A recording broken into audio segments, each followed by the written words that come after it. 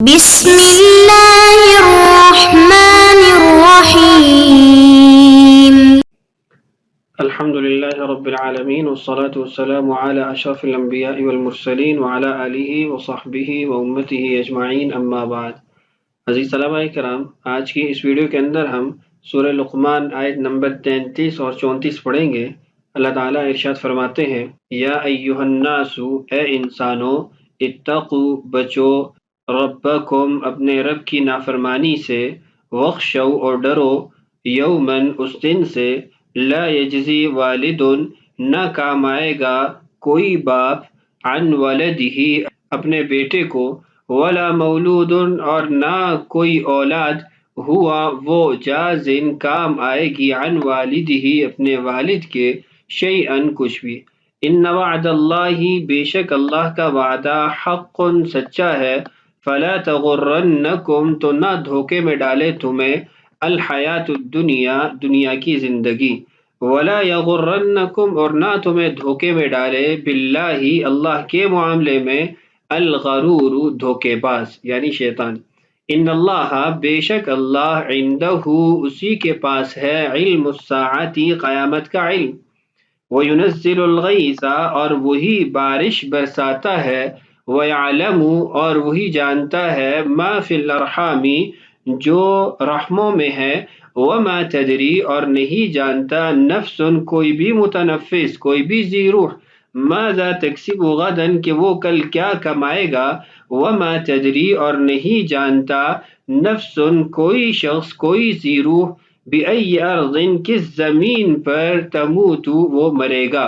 ان اللہ، بے شک اللہ، علیم، ہر بات کا جاننے والا ہے، خبیر، پوری طرح باخبر ہے۔ ان آیات سے متعلق آج کی اس ویڈیو کے اندر ہم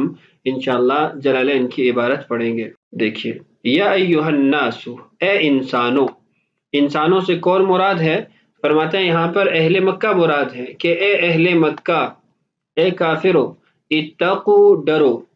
ربکم، اپنے رب سے، یعنی اپنے رب کی نافرمانی سے، اتقو، بچو، ربکم، اپنے رب کی نافرمانی سے۔ آگے آپ دیکھیں گے اس کا جو محذوف ہے، ای معاصی ربکم، اپنے رب کی معصیت سے بچو، وخشو، اور ڈرو، یومن، ایسے دن سے، لا یجزی، نہیں نفع دے گا، یجزی کا مطلب یغنی، کچھ نفع نہ دے گا، نہیں نفع دے گا، والد، والد، عن ولدہ، اپنے بیٹے کو، فیہ، اس میں، شیئن، کچھ بھی، ولا مولود، اور نہ بیٹا، ہوا وہ، جازن، فائدہ دینے والا ہے، عن والدہ، اپنے والد کو، فیہ، اس میں، شیئن، کچھ بھی۔ ان وعد اللہ، بے شک اللہ کا وعدہ، بالبعث، قیامت کا جو اللہ نے وعدہ کر رکھا ہے، حق، وہ برحق ہے، ہو کر رہے گا۔ فلا تغرنکم الحیات الدنیا، تو تمہیں دنیا کی زندگی دھوکے میں نہ ڈالے،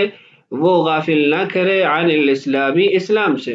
ولا یغرنکم، اور نہ تمہیں دھوکے میں ڈالے، باللہ، اللہ سے، فی حلمہ و امہالہ،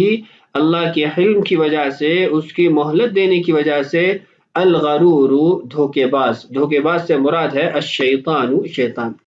اس آیت کے اندر جو ترکیب یا معنی وغیرہ کا بیان ہے اس کی طرف بڑھتے ہیں۔ اتقوا ربکم، مطلب یہ ہے کہ اتقوا معصیت ربکم، مضاف یہاں محذوف نکلے گا کہ بچو اپنے رب کی نافرمانی سے،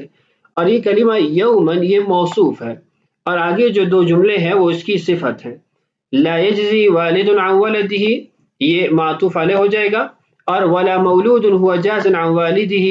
شیئا، یہ معطوف ہو جائے گا، اور پھر یہ دونوں صفت بن جائیں گے یومن کے لیے۔ اور جو اس کے اندر عائد ہے، یعنی ضمیر جو لوٹ رہی ہے، وہ محذوف ہے، جس کو صاحب جلالین نے دونوں مقامات پر کلمہ فیہ کے ساتھ واضح کیا۔ دیکھیں، فیہ، فیہ، ای فی یومن، فی یومن۔ دوسرا یہ کہ یہاں پر جو ولا مولود ہوا جاز عن والدہ، یہ جو جملہ ہے اس کی ترکیب کچھ یوں ہے، مولود، یہ مبتدا اول ہے، ہوا، یہ مبتدا ثانی ہے، جاز عن والدہ شیئا، یہ اس کی خبر ہے، تو ہوا مبتدا مع الخبر، یہ خبر بن جائے گی کلمہ مولود کے لیے۔ یہاں پھر یہ اعتراض ہوتا ہے کہ مولود نکرہ ہے، تو پھر اس کو مبتدا کیسے بنایا جائے گا؟ تو تو اس کا جواب یہ ہے کہ یہاں پر نکرہ تحت النفی ہے، اس سے قبل نفی موجود ہے،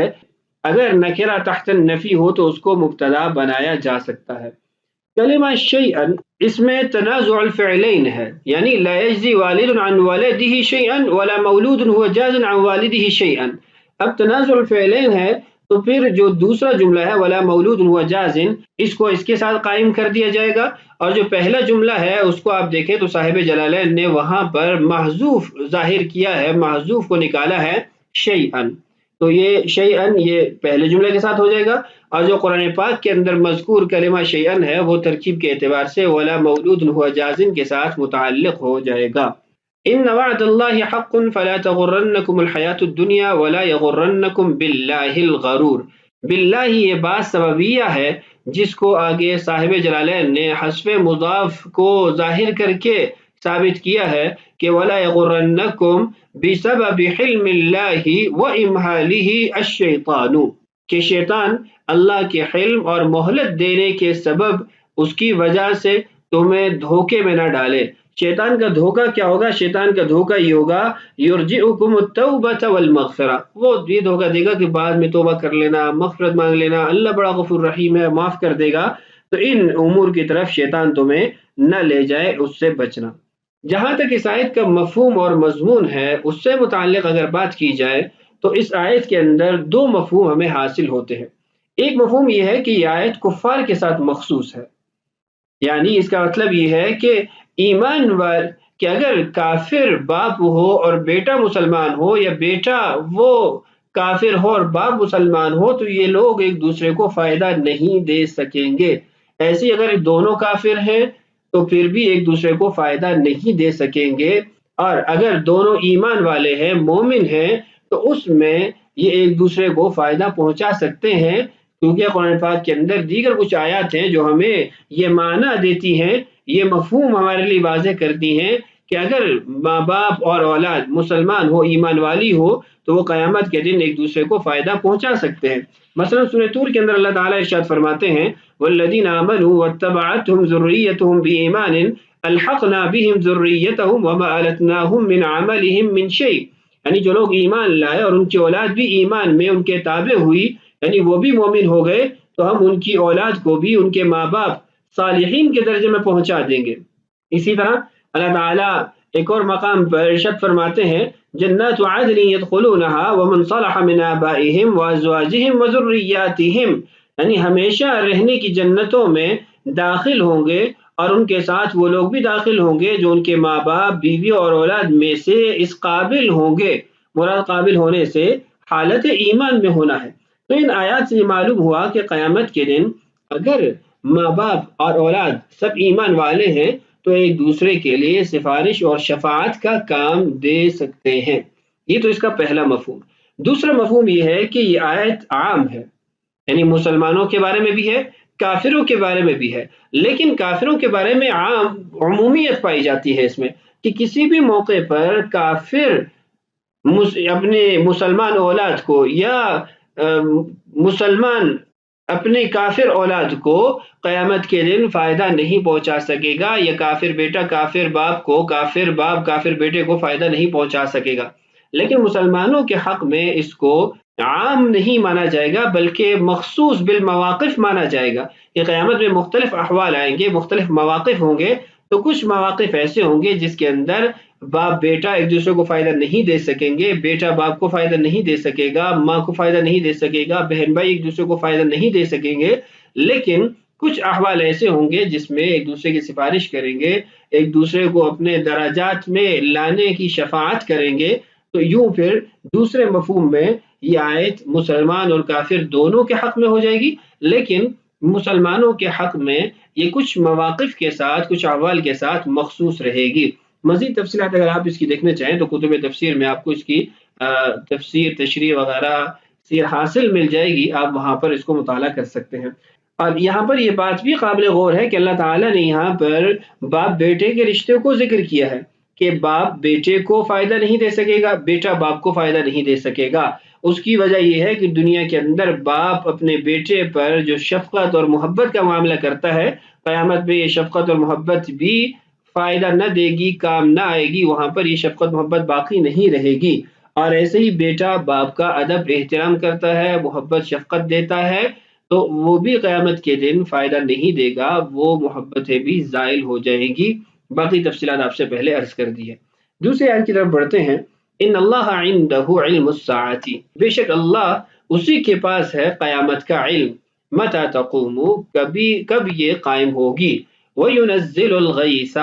اور نازل کرتا ہے اللہ ہی بارشوں کو، فرماتے ہیں بالتخفیف والتشدید۔ یہ وَيُنزِلُ الْغَيْثَ بھی ایک قرات میں پڑھا جاتا ہے اور دوسری قرات میں وَيُنَزِّلُ الْغَيْثَ پڑھا جاتا ہے۔ جو تخفیف والی قرات ہے وہ ابو عمرو ابن کثیر اور حمزہ اور علی رحمہم اللہ کی قرات ہے، اور تشدید کے ساتھ دیگر قراء کی قرات ہے۔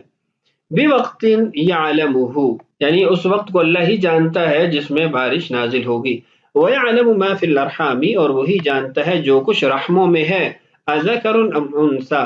کہ وہ مذکر ہے یا مؤنث ہے۔ ایسے ہی ما فی الارحام چونکہ یہ عمومی مفہوم رکھتا ہے، دیگر اس کے اندر معنی بھی آ سکتے ہیں کہ وہ ناقص الخلقہ ہے یا کامل الخلقہ ہے، اور جو اس کے پیٹ کے اندر موجود ہے وہ شقی ہے یا سعید ہے، دیگر بہت سارے امور اس میں داخل ہوتے ہیں۔ فرماتے ہیں وَلَا يَعْلَمُ وَاحِدًا مِنَ الثَّلَاثَةِ غَيْرُ اللَّهِ تَعَالَى، کہ نہیں جانتا ان میں سے کسی ایک کام کو بھی اللہ کا غیر۔ واحدا من الثلاثة یہ مفعول مقدم ہے کلمہ ولا يعلم کے لیے، اور غیر اللہ یہ اس کا فاعل ہے۔ یہ جو یہاں پر ولا يعلم واحدا من الثلاثة غیر اللہ تعالی ذکر کیا گیا ہے، یہ دراصل سابقہ اگر آپ جملوں میں غور کریں تو اس کے اندر اللہ تعالی نے اپنے علم کو تو ذکر کیا ہے کہ اللہ جانتا ہے، لیکن دوسرا جو مقصودی بات یا مقصودی چیز ہے کہ اللہ کا غیر اس کو نہیں جانتا، اس کو واضح صراحتاً نہیں ذکر کیا گیا، تو اس کو یہاں پر صاحب جلالین نے واضح کیا کہ جہاں اللہ تعالیٰ کے علم کا اثبات ہے وہاں غیر اللہ کے علم کی نفی بھی ان آیات میں ہو رہی ہے۔ وَمَا تَدْرِي نَفْسٌ مَاذَا تَكْسِبُ غَدًا، اور نہیں جانتا کوئی بھی متنفس کہ کل وہ کیا کمانے والا ہے، من خیر او شر، خیر اور شر میں سے، وَيَعْلَمُهُ اللَّهُ، اور اللہ اس کو جانتا ہے۔ یعنی اب دیگر جو دو چیزیں ذکر کی جا رہی ہیں ان میں غیر اللہ کے علم کی نفی ہو رہی ہے، اور اس کے مقابل میں جو اللہ تعالیٰ کا علم ثابت ہو رہا ہے اس کو محذوف جو ہے وہ نکالا ہے صاحب جلالین نے کہ وَيَعْلَمُهُ اللَّهُ، اللہ ان کو اس کو جانتا ہے۔ وَمَا تَدْرِي نَفْسٌ بِأَيِّ أَرْضٍ تَمُوتُ، اور کوئی بھی متنفس نہیں جانتا کہ کس زمین پر وہ مرے گا، وَيَعْلَمُهُ اللَّهُ، اور اللہ اس کو جانتا ہے۔ یہ بھی وہی اسلوب ہے۔ ان اللہ، بے شک اللہ، علیم، جاننے والا ہے، بکل شیء، ہر چیز کو، خبیر، باخبر ہے، بباطنہ، کا ظاہری، جیسے چیز کے ظاہر کو جانتا ہے ایسے اس کے باطن کو بھی جانتا ہے۔ روى البخاری عن ابن عمر رضی اللہ عنہما، امام بخاری رحمہ اللہ نے ابن عمر رضی اللہ عنہما سے روایت کیا ہے حدیث مفاتح الغیب خمسہ، حدیث مفاتح الغیب خمسہ کو امام بخاری رحمہ اللہ نے ابن عمر رضی اللہ عنہما سے نقل کیا ہے، جس میں ان اللہ عنده علم الساعة الى آخر السورہ، یعنی یہی 5 چیزیں سورت کے اختتام تک اس روایت کے اندر موجود ہیں۔ اس آیت کی بابت بھی کچھ بات چیت کر لیتے ہیں۔ ایک بات تو آپ سے عرض کر دی کہ وَلَا يَعْلَمُ وَاحِدًا، یہ جو اسلوب ہے اس آیت کے اندر بیان مغیبات کا، وہ آپ کے سامنے واضح کر دیا۔ وَمَا تَدْرِي نَفْسٌ مَاذَا تَكْسِبُ غَدًا، اس کے اندر غیب زمانی کو ذکر کیا جا رہا ہے کہ آنے والے زمانے میں کیا ہونے والا ہے کسی کو نہیں پتا۔ وَمَا تَدْرِي نَفْسٌ بِأَيِّ أَرْضٍ تَمُوتُ، یہ غیب مکانی ہے کہ کس زمین پر کیا ہونے والا ہے یہ بھی کسی کو نہیں پتا۔ اور ان اللہ علیم خبیر، اس جملے سے اس بات کی طرف اشارہ ہے اور وضاحت ہے کہ یہ جو 5 چیزیں ہیں یہ کوئی حصر کے لیے نہیں ہے کہ ان 5 چیزوں کو اللہ کے علاوہ کوئی نہیں جانتا، باقی مغیبات کو اللہ کے علاوہ جانتے ہیں، ایسا نہیں ہے، بلکہ ان اللہ علیم بکل شیء، ہر چیز کو جاننے والا اللہ ہے، خبیر بباطنہ کظاہرہ، یہاں پر حصر مراد نہیں لیا جا سکتا۔ اس کی وجہ یہ ہے سورہ نمل میں اللہ تعالیٰ نے ارشاد فرمایا قل لا يعلم من في السماوات والارض الغیب الا اللہ، وہاں پر تمام کے تمام غیب کے جاننے کی نسبت اللہ کی طرف کی گئی ہے۔ اب یہاں پر کچھ اور سوالات ہیں جن کو ذکر کرنا ضروری سمجھتا ہوں، کچھ مختصر عرض کروں گا اور کچھ تفصیلی طور پر۔ پہلی بات یہ ہے کہ یہاں پر انہی 5 چیزوں کو کیوں ذکر کیا گیا، اور بھی تو بہت ساری چیزیں تھیں، تو اس کے مختلف جوابات مفسرین نے لکھے۔ ایک یہ کہ انسانی جو داخل میں اندر جو شوق پیدا ہوتا ہے مغیبات کو جاننے کا، وہ زیادہ تر انہی 5 چیزوں کا ہوتا ہے کہ رحم مادر میں کیا ہے، یا کل کیا ہونے والا ہے، میں کیا کمانے والا ہوں، پتہ نہیں کہاں موت آئے گی، بارش کون نازل کرتا ہے، کیسے نازل، تو یہ وہ امور ہے جس کے علم حاصل کرنے کا انسان کو شوق ہوتا ہے۔ دوسرا یہ کہ عام طور پر نجومی جن چیزوں کی خبریں بتاتے ہیں وہ یہی ہوتی ہیں، بارشیں فلاں وقت ہوں گی، فلاں وقت بارشیں نہیں ہوگی، یہ کر لو تمہارا بیٹا پیدا ہوگا، بیٹی پیدا ہوگی، اور تمہارے پیٹ میں یہ ہے، اس طرح کی اور باتیں، تمہاری روزی یہاں پر ہے، تمہارے ہاتھوں کی لکیریں تنگ ہیں، تمہاری روزی زیادہ ہے کم ہے۔ تو یہ وہ چیزیں ہیں جو نجومی بتاتے ہیں، تو اس کی صراحتاً نفی کی گئی کہ یہ نجومی غلط کہتے ہیں۔ تیسری وجہ اس کی ذکر کی جاتی ہے کہ حارث بن عمرو نے جو رسول اللہ صلی اللہ علیہ وسلم سے سوالات کیے تھے وہ یہی 5 تھے، تو انہی کے جوابات قرآن پاک کے اندر نازل کیے گئے، تو یوں آپ کہیں گے کہ یہ شان نزول ہو جائے گا اس آیت کا۔ آخری بات جو ذکر کرنی ہے وہ یہ ہے کہ انبیاء اکرام علیہم الصلوات والتسلیمات کو جو غیب کا علم حاصل ہوتا ہے اس کے بارے میں کیا موقف اختیار کیا جائے گا۔ آپ اگر یہاں پر غیب کا جو کلمہ ہے اس کا معنی سمجھ لیں تو انشاءاللہ تمام تر جو اشکالات پیدا ہوتے ہیں وہ ختم ہو جائیں گے۔ غیب کا معنی یہ ہے کہ کسی آنکھوں سے اوجھل